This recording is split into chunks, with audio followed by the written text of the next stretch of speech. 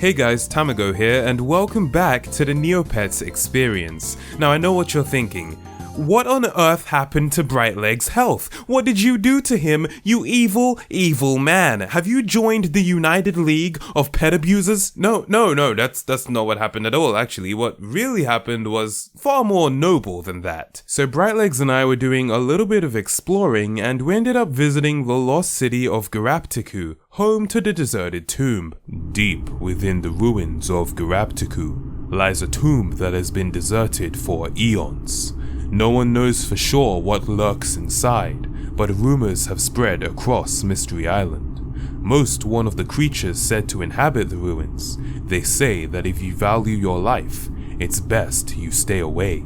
But others tell of a massive treasure left under the protection of the tomb's many traps. If you can get past these traps, neopoints by the ton and artifacts like you've never seen are said to be scattered throughout the tomb. So far though, those who have entered to seek such a treasure have yet to return. What about you? You've been standing at the door of this tomb for a while now. Are you brave enough to open it? Go on. It's just a door, right? There may be riches beyond your wildest dreams waiting for you inside, if risking your life is worth finding out. Well, I mean, I ain't risking my life. I'm risking Brightlegs' life. It's all good. The door, being made of stone and all, begins to slide open slowly, very slowly. You could be here all day. It finally comes to a stop about halfway up. Figures. It is a very, very old door after all. You gaze into the darkness beyond the opening and can barely make out a path leading inside. It quickly disappears, giving you no clue as to what may be in store for you if you enter. Without realizing, your knees begin to shake and your hands begin to tremble. Riches may be waiting for you just beyond this door, but you have a very bad feeling about this place. What is a second person writing? Why are they trying to tell me how I feel about this? I feel fine. Brightlegs feels fine. And we will happily continue on at the risk of never returning.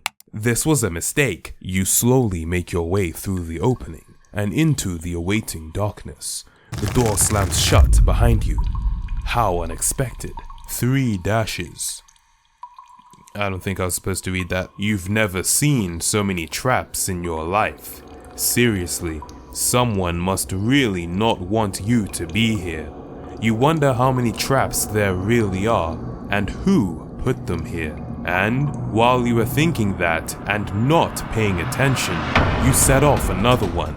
You watch as the arrows fly right at you, but luckily Brightlegs was paying attention and pushes you out of the way just in time. But while you're safe, Brightlegs suffers a bit of damage and loses some HP. So it turns out, Brightlegs is a hero. My hero. Unfortunately, in the process of saving my life, he lost 6 health points, and so the first order of action was to heal my pet. Luckily, there's quite an easy way to do this. We just headed down to the healing springs and got this lovely lady, the water fairy, mermaid, to patch up his boo-boos, and he was feeling good as new. As I was looking over Brightlegs' stats, I noticed that he's apparently quite strong and with heavy defense too. Maybe it was time to put him to the test in the Battle Dome. This is the battle arena where your Neopets can fight other users' pets as well as challenges you encounter around Neopia. Remember when that tree was like, yo, let's fight? This is what he was talking about. Wait, what? So despite it being clearly stated that Brightlegs' attack stat is quite strong, it doesn't look strong at all. And despite it saying his defense stat is heavy, ain't nothing heavy looking about it. I mean, I guess I couldn't be too disappointed seeing as Brightlegs has had literally 0 training, but I could have done without the false sense of hope. Whatever, I had a wooden shield, an obsidian dagger, a twig, and some fruit juice. I was ready to take on anybody. After looking carefully at all my challenges, I decided Punchbag Bob was the one to go for. No particular reason, of course, I felt a strong compulsion to him, you know, it had to be him. Now, as far as the toughness, I figured I might as well set that to mighty, because why not? And we entered entered the battle. Now Brightlegs had his mean face on, which was good to see, if not slightly nightmare-inducing,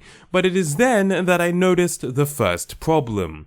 There seemed to be a slight disparity between Brightlegs' max HP of 11 and Punchbag Bob's max HP of 20,000. Alright, on second thought, maybe I shouldn't have gone for the mighty toughness. Average would have been alright, you know. Oh well, no problem. Brightlegs has got quite the arsenal, so he'll be able to handle this in no time. I equipped the dagger and shield, clicked fight, and did 6 damage?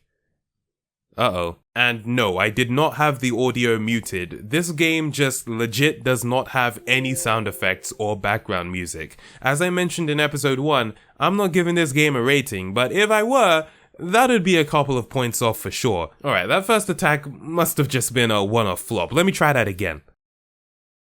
5 damage. Okay, now this is a problem. At this rate, I would have to hit this guy 4,000 times in order to defeat him.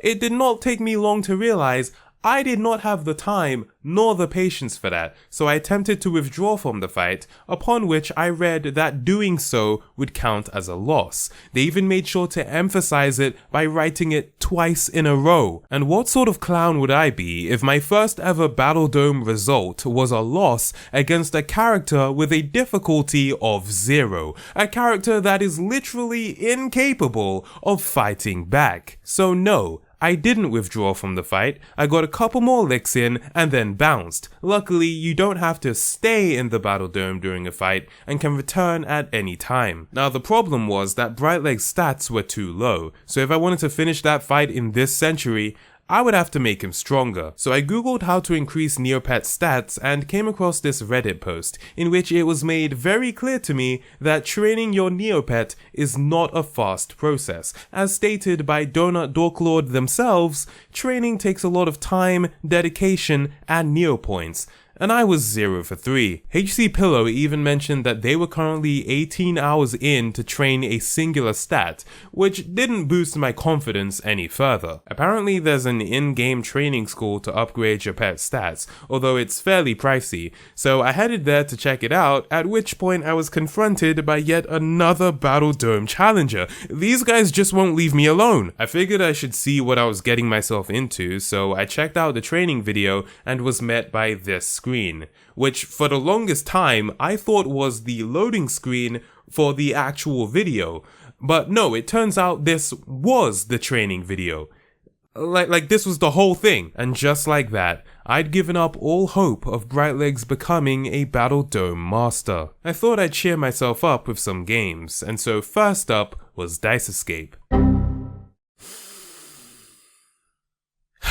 I thought I'd cheer myself up with some games, and so first up was Dice of Destiny. In this game you have to roll either 1 or 2 dice and then push any combination of levers that add up to the sum of the dice. You only get 20 dice rolls, and so if you run out of rolls before clearing all the levers, it's game over. There are 5 rounds, and if you manage to clear all the levers in a round, you get a bonus round where you can earn even more points or potentially lose them. Although it's pretty simple, I quite liked the premise of this game and thought they did a good job with the visuals, music, and sound effects. On my last playthrough of the game, I was on a roll, no pun intended, and I ended up making it to round 5 and completing the game all without losing a single point in the bonus rounds. This game doesn't really strike me as one that should have a final level though. I think it would make more sense if the game would just continue on until you eventually lost, so you could play for longer. Other than that though, I thought the game was pretty decent, and I'm giving Dice of Destiny a 6 out of 10. Next up was Darrigan Dodgeball. Very simple objective, you click on the Kiko and keep it away from the spiky scary spheres. The longer you stay out of harm's way, the more points you get. I don't have much to say about this game aside from the fact that I found out the hard way that touching the edge of the screen was a no-go. Also, after a few tries, the sound effects cut out and all that was left was the background music on an endless loop,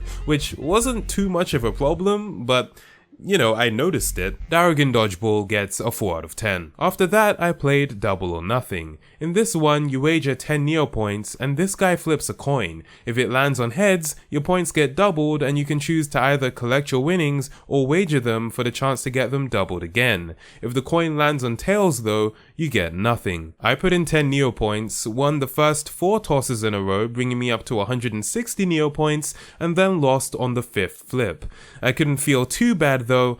I knew what I was getting myself into. Another purely chance-based gambling game, another disqualification. Up next was Doubloon Disaster. In this game you control the paddle boat and have to collect as much treasure as you can whilst avoiding the homing mines. This was a pretty nice game, and one thing I have to mention I was particularly impressed with were these water graphics. Oh! Not only that, the game also has 4-way competitive multiplayer. You can tell I was trying to control all 4 boats by myself. The game options also allow you to disable the water effects in case you have a PC from before the year 2000, as well as reprogram the key bindings for multiplayer. And as if that wasn't enough already, they even threw in a cool intro cutscene for good measure. This game is pretty fun, and I would have given it a 7, but based on the fact that they went so far beyond what was necessary with this one, I'm giving Doubloon Disaster an 8 out of 10. Following that was Dueling Decks, a Top Trump style card game where you go up against Zenko the Magnificent and you're each dealt 10 cards. Each card has 3 categories: Courage, Charisma, and Intelligence, and to win a card from Zenko,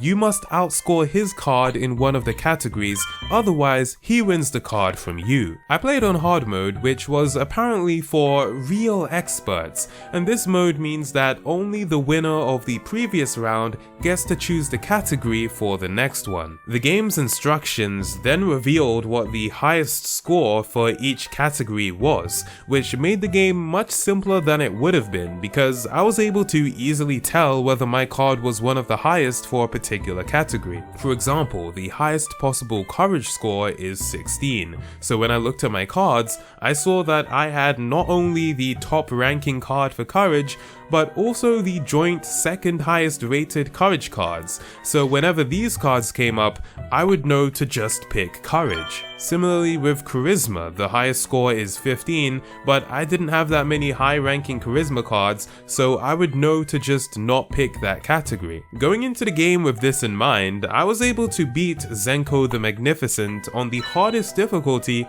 on my first try, without ever needing to play my wild card. And once I beat him, the game was over. It literally took me less than 2 minutes. It's a decent concept and fairly well executed too, but it could have done with having more opponents than just this guy, because once you've beaten him, what's the point of playing again? Dueling Decks gets a 5 out of 10. After that was Dungeon Dash, and I've just noticed Neopets really like their alliteration, don't they? Dungeon Dash is a non-stop runner where you run through caves and use different power-ups unlocked as you play to traverse obstacles. The game ends if you lose all 3 of your lives or if the guard you're running from catches you. One thing I noticed right off the bat was that I hate the font they use in this game. The letter X literally looks no different to the letter K, and the letter V looks the same as the letter U. It doesn't look cool, it's just impractical. That being said, the game itself was actually pretty nice. Each level paid homage to other games on the website, most of which we haven't yet seen in this series, and some we have, like Destructo Match. But I was quite disappointed by this one because although the base game is quite cool, it's held back by how frustrating it feels to play.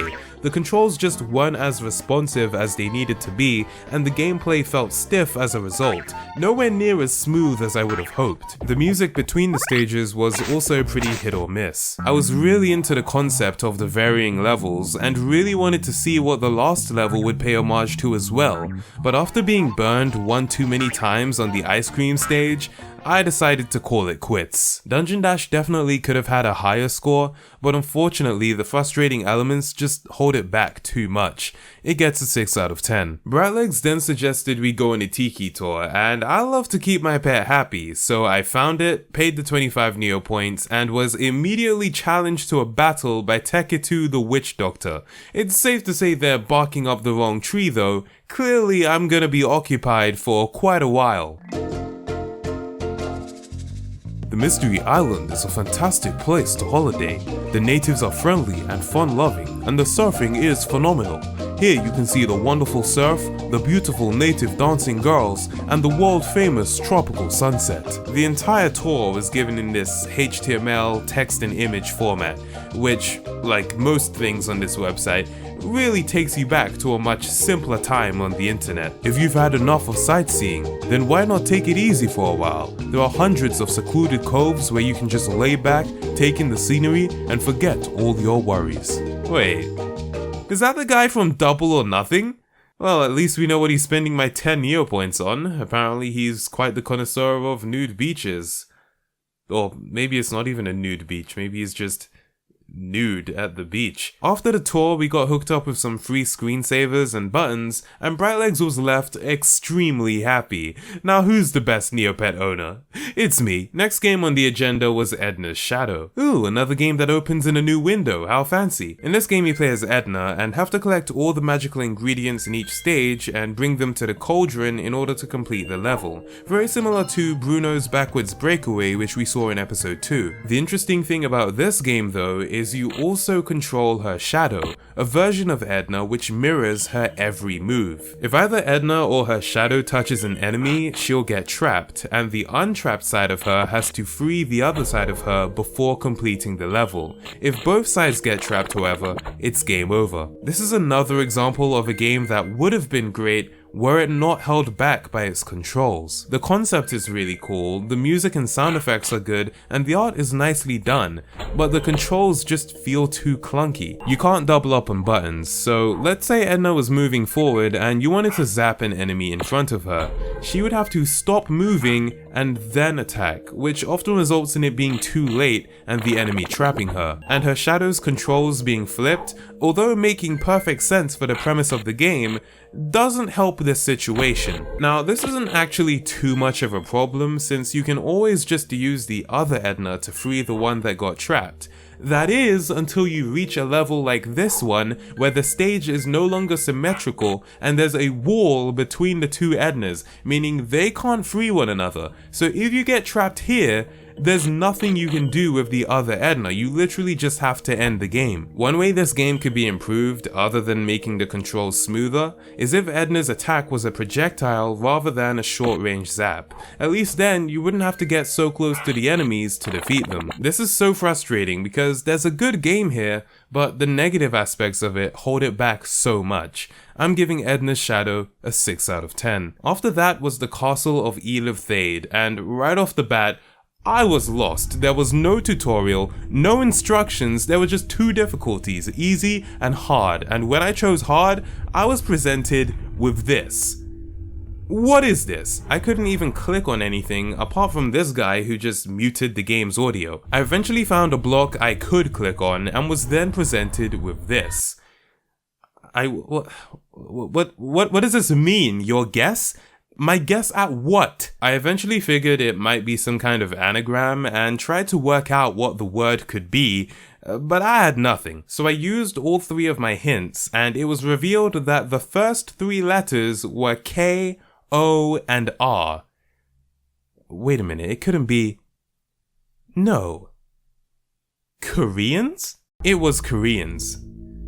What is this game? At least I'd figured out what the game was about. You're given a jumble of letters and you have to rearrange them to find the word they form, an anagram. What I would later find out through trial and error was that there was more to this game than just the anagrams. There are also different rooms you have to enter, each containing a special item, and you need to collect all of them before you can enter the final room and escape the castle of Elah. Elah? Evil death! Once I figured out what I was actually supposed to do, the game was pretty straightforward. I ended up restarting it on the Scaredy Cat difficulty, no shame in that.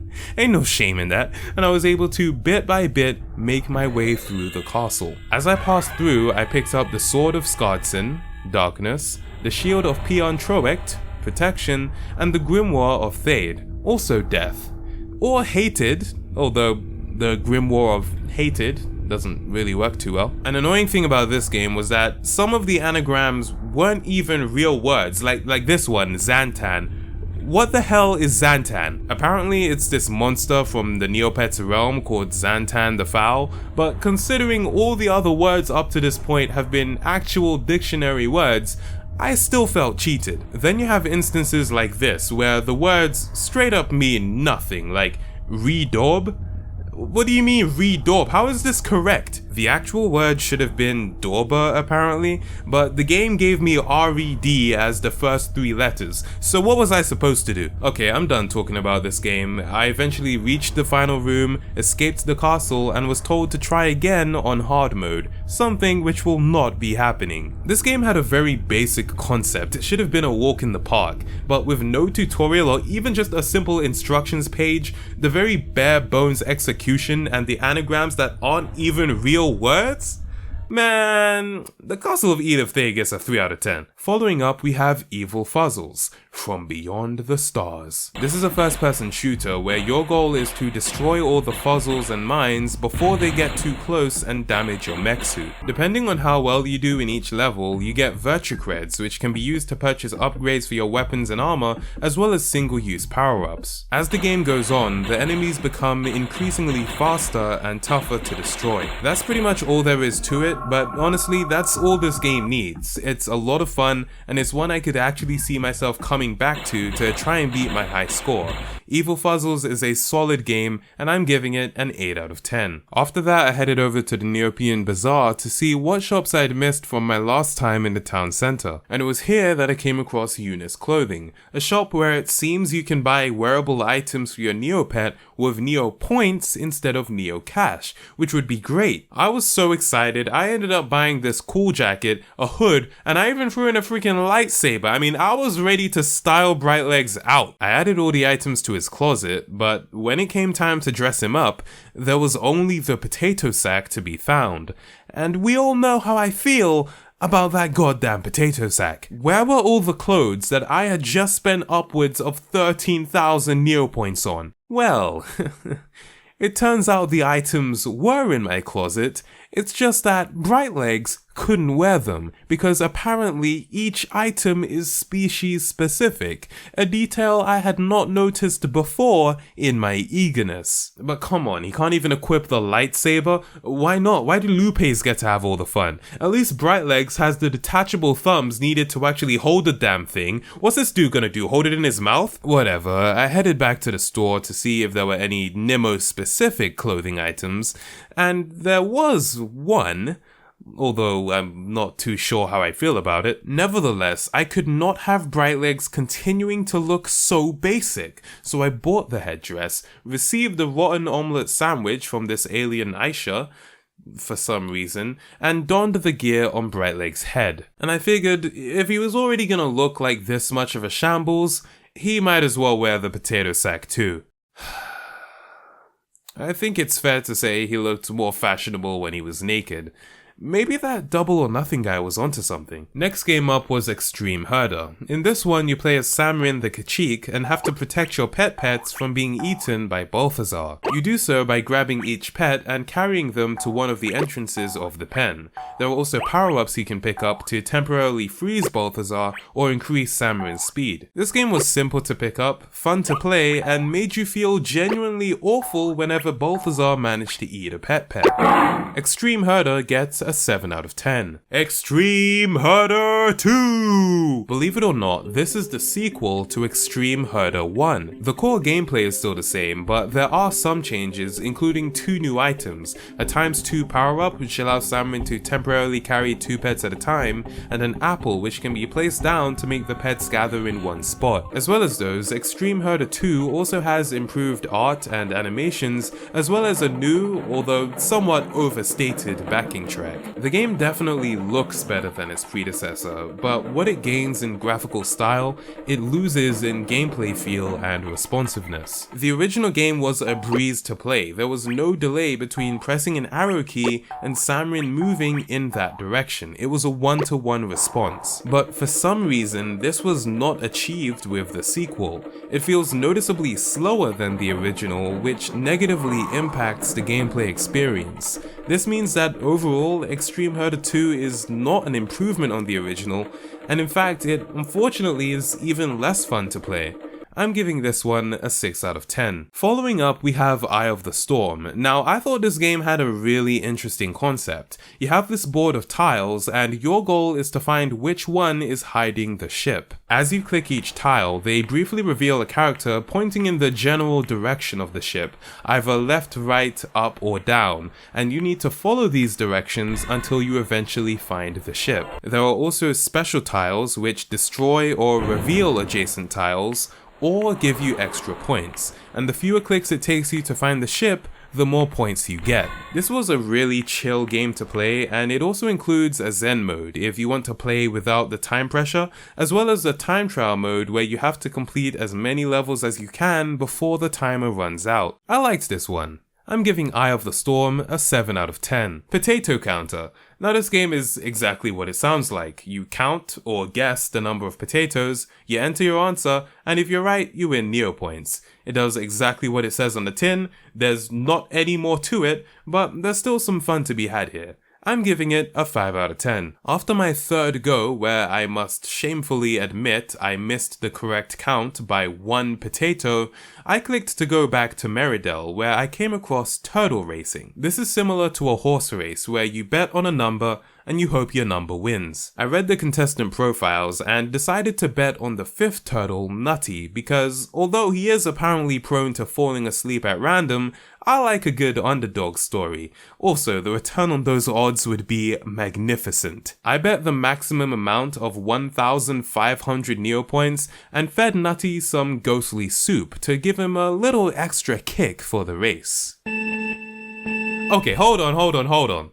First of all, this isn't even fair. If they're all trying to race to the outer edge of the circle, shouldn't they all be starting in the center? Why are they all spread out like this? Also, number 3 seems to be the only intelligent turtle here, because at least it is facing the direction of the shortest route to the edge. Why is number 2, and more importantly, why is number 5, Nutty, my turtle, not also acting with this logic? Man, whatever, let the race continue. Hopefully Nutty picks it up.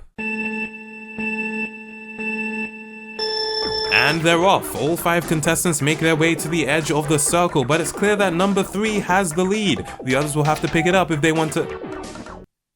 Are you joking? The other 4 didn't even make it out of the center circle. Never have I seen such a pathetic lack of athleticism and spirit. And just like that, I was down 1,500 Neo points. And a bowl of ghostly soup, serving as yet another reminder that there are no victories in gambling, just delayed losses. Or immediate losses in my case. Turtle racing is disqualified. Although, interestingly enough, it wasn't on the list anyway, so I guess it also just kinda doesn't count. Speaking of counting, Potato Counter. Extreme! Now if you thought Potato Counter was wild, you've got another thing coming. In this one, you've got potatoes flying all across the screen and your job is to count them. Simple, right? Yeah, it is. Until they start throwing carrots, corn, and whatever other vegetables they can think of into the mix. Then you end up missing the correct answer by 1 and you're sitting there feeling like an idiot because you don't know how to count simple potatoes. 7 out of 10 would feel dumb again. And those are all the games for this episode. So now but a few questions remain. Will Brightlegs ever defeat Punchbag Bob? Will we ever find Brightlegs an outfit that doesn't look like absolute garbage? And most importantly, will I manage to play all 250 plus games on this website? Find out next time on the Neopets Experience.